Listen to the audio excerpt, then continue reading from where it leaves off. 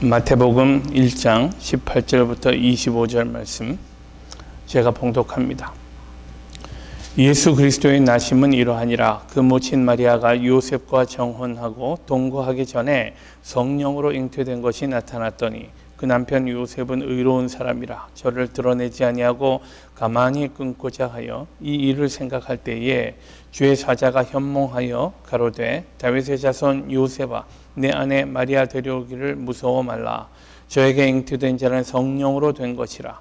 아들을 낳으리니 이름을 예수라 하라. 이는 그가 자기 백성을 저희 죄에서 구원할 자이심이라 하니라.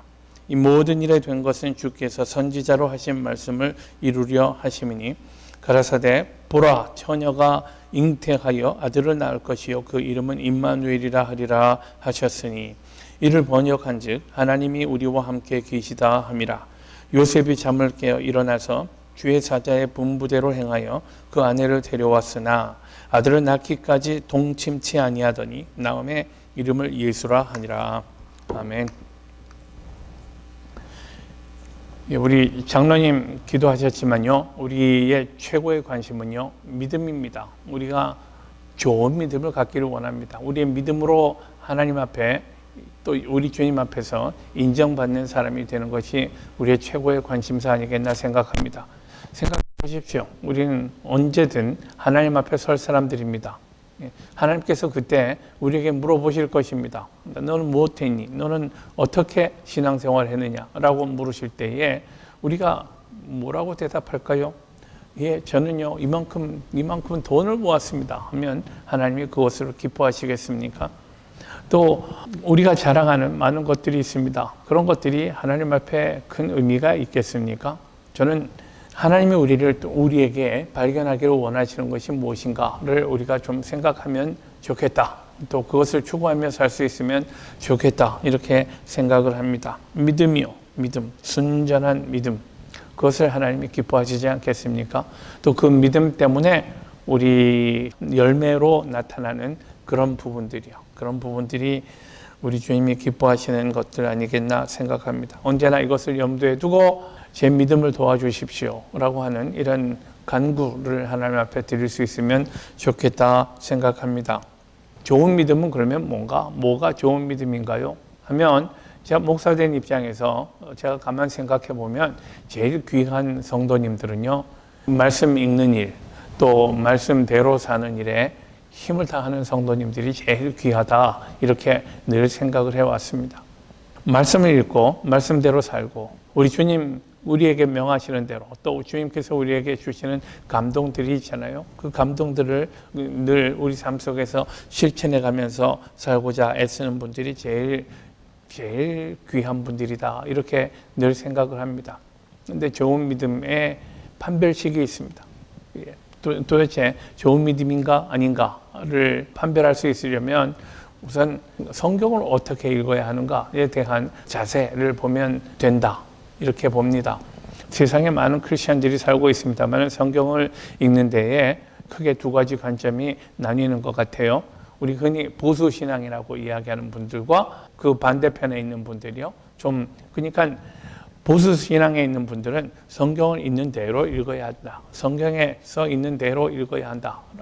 그러니까 성경에 있는 대로 읽고 우리가 믿어야 한다라고 생각하는 분들입니다. 반대로 반대편에 있는 분들은요. 성경의 메시지가 중요하다. 어떤 컨텍스트에서 예수님이 말씀하셨는데 그 말씀의 의미가 무엇인가를 정확하게 단어들을 말이죠. 여러 단어들을 연구하면서 그 말씀의 의미가 무엇인가를 캐는 데에 좀 더 방점을 두고 있습니다. 그러다 보니까 다양한 해석이 가능하잖아요. 다양한 해석이요.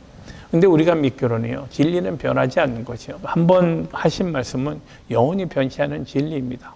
그리고 성경을 우리가 어떤 눈으로 보느냐에 대해서 우리가 가져야 할 대단히 중요한 태도가요. 디모데후서 3장 16절 말씀입니다. 너무너무 중요해서요. 저는 보통 우리 모두 기본적인 크리스찬이라면 다 외워야 하는 성경 구절이라 생각합니다.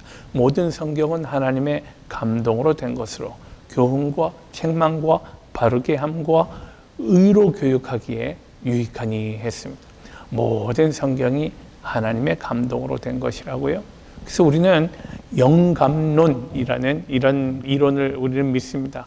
하나님께서 우리에게 영감을 주셔서 성경의 기자들이 성경을 기록하게 되었습니다.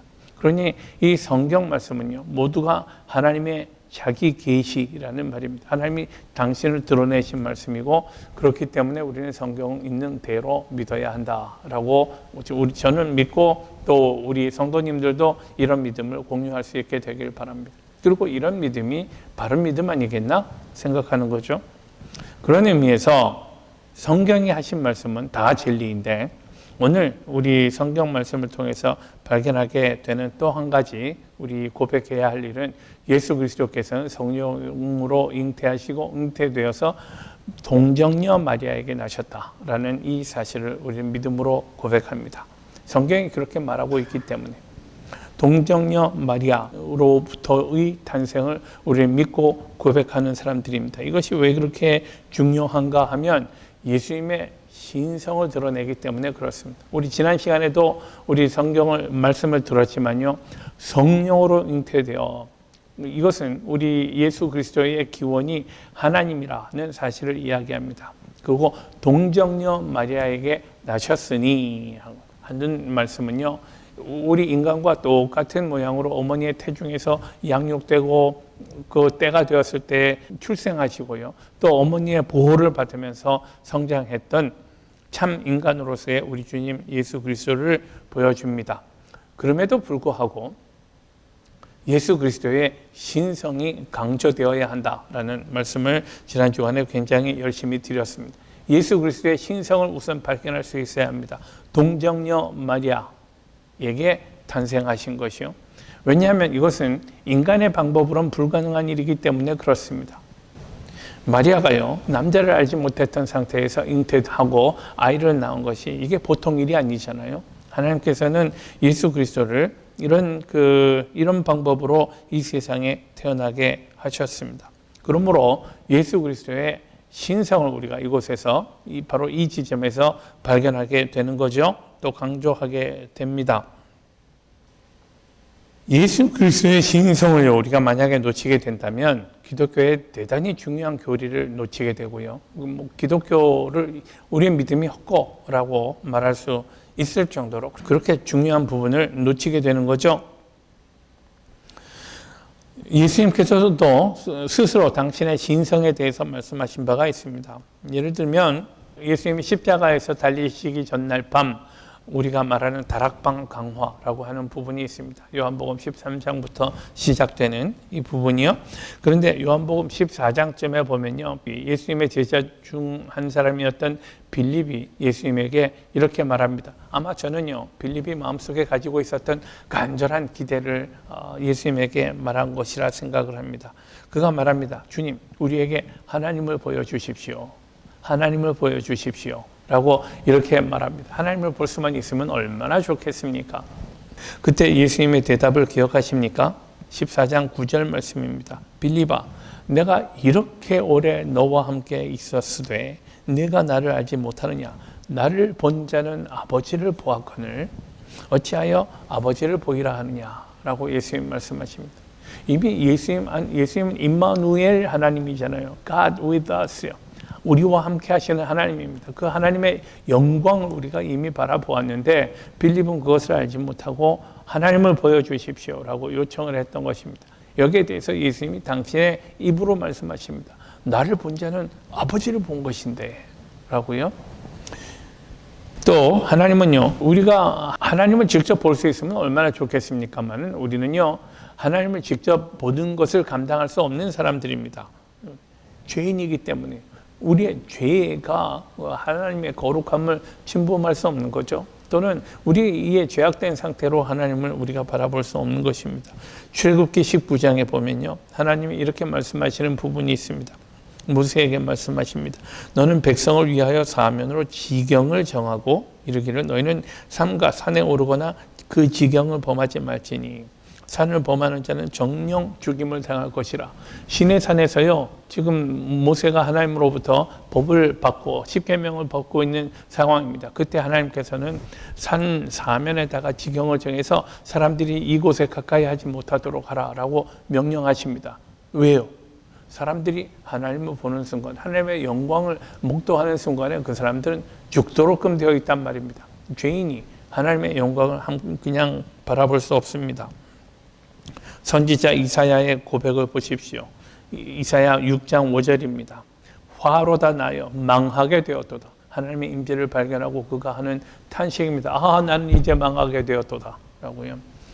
나는 입술이 부정한 사람이요 입술이 부정한 백성 중에 거하면서 만군의 여호와이신 왕을 보았음이라 라고 말합니다. 하나님의 임재를 사람들이 볼 수 없었단 말입니다. 그런 하나님의 영광을 몸소 나타내는 분이 예수 그리스도시다라는 사실을 주님이 말씀하셨고요. 또 우리 사도신경에도 예수님의 신성을 강조하는 많은 구절들이 있습니다. 그는 하나님의 독생하신 아들이요 하나님의 외아들, 또 유일하신 아들이라는 고백을 합니다. 또 그는 성령으로 잉태되어 그 기원이 하나님이신 것을 고백합니다. 또 전능하신 아버지 하나님의 우편에 앉아 계시다가 예수께서 하늘에 오르시고 전능하신 하나님의 우편에 앉아 계신다고요. 그분이 누굽니까? 하나님이시지 않습니까? 또 거기로부터 살아있는 자와 죽은 자를 심판하러 오십니다. 마지막 날 심판주로 오시는 그분이 누굽니까? 하나님이시잖아요. 우리를 심판하실 그분은요. 이렇게 예수님의 신성에 대해서 더할 수 없이 분명한 어조로 확인하고 또 우리의 믿음이 그것을 확인하고 강조하고 있습니다. 예수님이 이렇게 하나님이셔야 하는 이유는 우리의 죄의 문제를 해결하셔야 했기 때문입니다. 우리 아무도 남의 죄를 우리가 해결할 수 없는 사람입니다.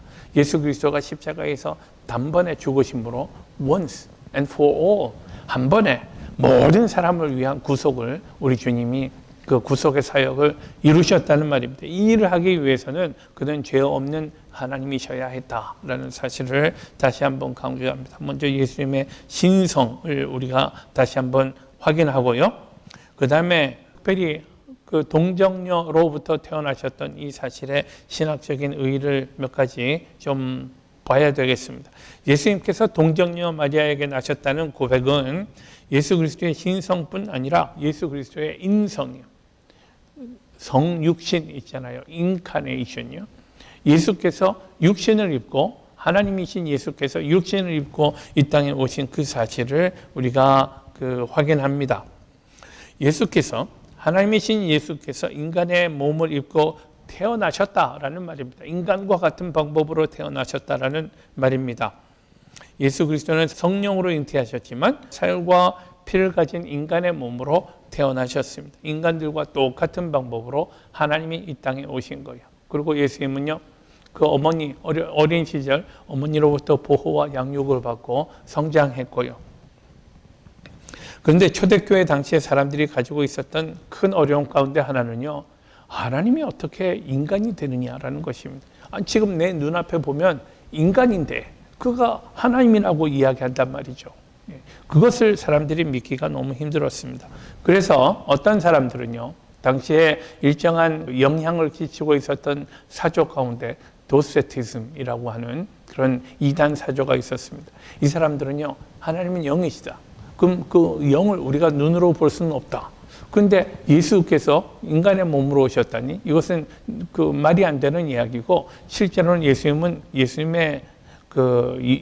영혼이고 인간의 겉모양을 하고 있을 뿐. 그러니까 그분의 발은 한 번도 땅을 디딘 적이 없고 그분에게는 그림자도 없었다라고 하는 거죠. 그리고 예수님이 십자가에서 죽으신 것처럼 보이는 것은 그 껍데기가 그렇게 된 것이지 예수님이 죽었던 것은 아니다. 이렇게 이야기하면서 예수님의 육신됨을 또 예수님의 참 사람됨을 부인하는 사람들이 있었습니다. 그러나 예수님은요, 참 하나님이시지만 그와 동시에 참 인간이라, true God이지만 true human이시다라는 이 사실을 우리가 확인하고 또 고백해야 합니다. 왜냐하면 예수님이 인간이 아니시라면 죽으실 수 없잖아요. 하나님이 어떻게 죽으십니까? 예수님이 죽으셔야 이 인간의 죄의 구속의 문제가 해결이 되잖아요. 희생양이 있지 않습니까?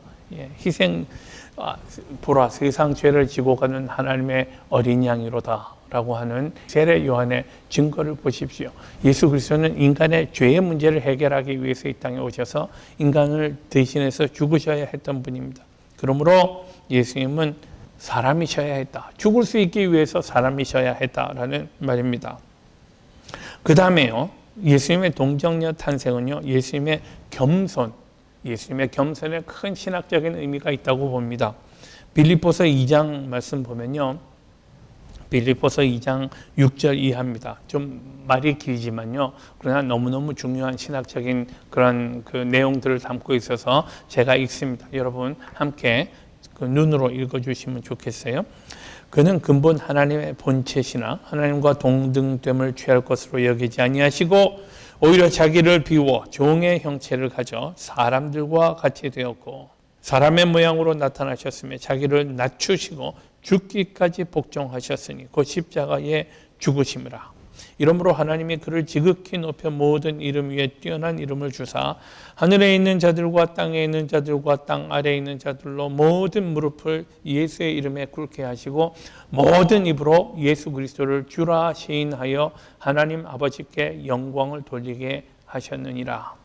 이 찬양은 예수 그리스도의 낮아지심과 함께 예수님의 순종과 또 낮아지심의 결과 하나님께서 그를 지극히 높이셨음을 찬양하는 바울의 노래입니다.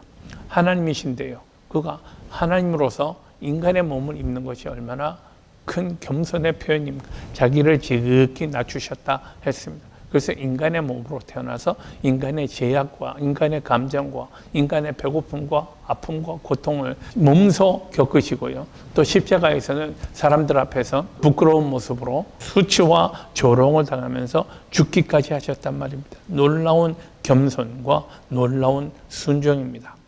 하나님의 아들이신 예수께서 인간으로 태어나신 것도 큰 겸손인데요. 그분이 태어난 상황을 보면 여기서 더욱더 놀라운 겸손을 우리가 탐복하지 않을 수 없습니다. 예수님은 시골 처녀의 몸에서 나셨습니다. 권세가도 아니고 사회적으로 존경받는 집안도 아니고요. 그 재산으로 떵떵거리는 집안도 아닙니다. 그분은 그냥 목수의 가정에서, 이름 없는 목수의 가정에서 태어나셨습니다. 나사렛은 어떤 것인가요? 갈릴리에 63개의 마을이 있었다고 그래요. 근데 그 마을 중에 하나에 포함되지 않을 정도로 작은 마을이었습니다. 이름도 없는 그런 작은 마을이요. 또 예수님은 태어나셔서 비천한 자리에 누이셨던 것도 여러분 기억하십니다. 예수님은 태어나자마자 말구유에 누이셨습니다. 말구유는요, 말에 먹이가 있는 곳이잖아요.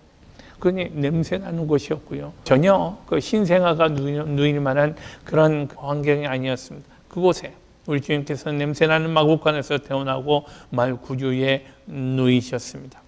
예수님의 탄생 현장에 먼저 왔던 사람들, 제일 먼저 왔던 사람들이 어떤 사람들입니까? 목자들이었습니다. 목자들은요, 당시 사회 경제적 구조에서 보면 가장 아래쪽에 있는 사람들이었습니다. 무슨 목자들이 하는 일이 뭔가요? 밤에 양떼를 지키는 일이었습니다. 냄새나는 곳에서 양들과 함께 하면서 그들을 지키는 그런 일을 하고 있었다는 말입니다. 천민들이요. 그러니 이 사람들은요, 성전에 가서 예배를 드릴 때도 바깥 마당에서 서성거리다가 돌아와야 하는 천민들이었습니다. 이 사람들에게 아기 예수님이 처음 보이셨고요. 그리고 그 사람들이 처음 예수님을 맞이하는 사람들이 되었습니다. 또 예수님은 일생 동안 마리아의 아들이라는 이름으로 불렸습니다. 하필이면 마리아의 아들이라고. 예수님이 결혼하기 전에 태어났기 때문에 그렇게 불리셨단 말입니다. 이렇게 사람들에게 조롱을 받으면서까지 낮고 천한 자리에서 태어나셨던 우리 주님이요. 주님이 이렇게 하신 것이 다 우리를 위해서였다는 말입니다. 우리를 위해서 주님은 이런 수치도 감당하셨고 이런 모욕도 감당하셨습니다. 그만큼 우리 주님의 사랑을 우리가 발견할 수 있으면 좋겠습니다. 지극히 겸손한 자리에서요, 무시당하는 사람들, 천대받는 사람들과 함께 했던 예수님을 보십시오. 세상에 무슨 소망 둘 것도 없고 자랑할 만한 것도 없는 사람들, 그런 사람들과 주님이 함께 하셨던 사실이 주는 분명한 교훈이 있습니다. 여러분, 우리 겸손해야 한다는 거요. 우린 그 낮은 자리에서 세상을 바라보고 또 이웃들과 함께 할 수 있어야 되겠다 생각합니다. 내 마음이 세상적인 것으로 가득 차 있다면 세상에 오신 예수님을 참으로 기뻐하면서 내 마음에 모시는 일이 불가능할지 모릅니다. 내가 이렇게 높은데 낮은 곳에 계신 주님, 혹시 오늘 우리들이 가진 눈으로 당시 예수님을 바라봤다면 우리가 그를 하나님의 아들로 영접할 수 있을지 잘 모르겠어요. 그만큼 우리가 낮아지는 일이 중요합니다. 우리의 낮아짐, 우리가 가진 이런 육체적인 것들이 사실은 그다지 자랑할 것이 되지 못한다는 사실을 알게 될 때에 그때야 비로소 말구유에 놓이신 성육신하신 하나님을 보게 될 것입니다. 또 한 가지 중요한 신학적인 의미는요, 하나님이 우리 인간을 구원하기 위해서 어떻게 일하시는가를 보여줄 수 있는 사례가 됩니다. 동정녀 마리아에게서 탄생하신 이 사건이요, 하나님은 우리들의 구원을 위해서 일하실 때에 인간들을 사용하시고 인간들과 협력하기를 원하시는 것 같아요. 하나님이 일을 하실 때 인간들을 에이전트로 사용하신다는 말입니다. 인간의 헌신과 순종을 하나님이 기뻐하신다는 의미입니다. 하나님은 예수님을 이 땅에 보내실 때에 천군 천사와 함께 위대한 모습으로 오시지 않도록끔 했습니다. 만약 그렇게 예수님도 말씀하셨잖아요. 내가 말만 하면 천군 천사들을 통해서 나를 에워싸고 있는 모든 군사들 한 번에 해결할 수 있다고 예수님 말씀하셨습니다.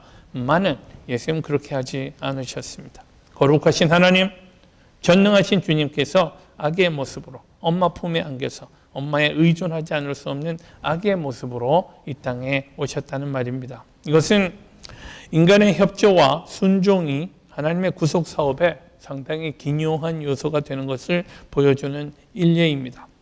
만약 마리아가요, 가브리엘이 수태고지를 할 때 마리아가 아니요 저는 못하겠어요, 저는 안 되겠어요, 다른 사람 찾아보세요 했으면은 어땠겠어요? 마리아의 믿음이 굉장히 귀하다 생각합니다. 제가 그렇게 하겠습니다. 주의 계집종이오니 말씀대로 내게 이루어지이다 라고 고백할 수 있었고, 하나님은 이 마리아의 믿음을 사용하셔서 임마누엘 하실 수 있었습니다. 우리가 이런 귀한 믿음을 배울 수 있으면 얼마나 좋겠습니까? 이제 말씀을 맺습니다. 사도신경은요, 나는 믿습니다 라는 문장으로 시작됩니다. 믿는다는 것은 내가 믿기로 결단하고요, 그리고 그 성경을 신앙 고백적 자세로 읽는다라는 의미입니다. 물론 우리가요, 하나님이 주신 이성을 사용할 필요가 있어요. 그렇지만 이 모든 이성을 통해서, 이성과 우리의 학문과 우리의 연구와 그 모든 것들을 통해서 우리의 결론은요, 하나님의 말씀은 진리입니다 라는 데에 이르러야 합니다. 위험이 있고 어려움이 있을지라도 나의 믿음을 거기에 두고 또 그 믿음을 던지기로, 믿음을 주님 앞에 놓기로 그렇게 그 결단하는 것을 의미하는 말입니다. 오늘 주신 말씀을 통해서 인간의 몸으로 나신 우리 주님, 우리를 구원하기 위해서 숱한 고난과 모욕과 수치를 당하신 우리 주님을 기억하기를 원합니다. 또 우리 주님의 구속 사역에 믿음으로 동참하고 귀히 쓰임 받았던 마리아의 믿음을 기억하십시다. 거룩하신 하나님께서는 우리에게 가장 좋은 것으로 주실 것을 우리가 흔들리지 않고 믿음으로 하나님께 헌신하고 하나님의 부르심에 순종하고 나아가는 믿음의 사람들 되시기를 축원합니다.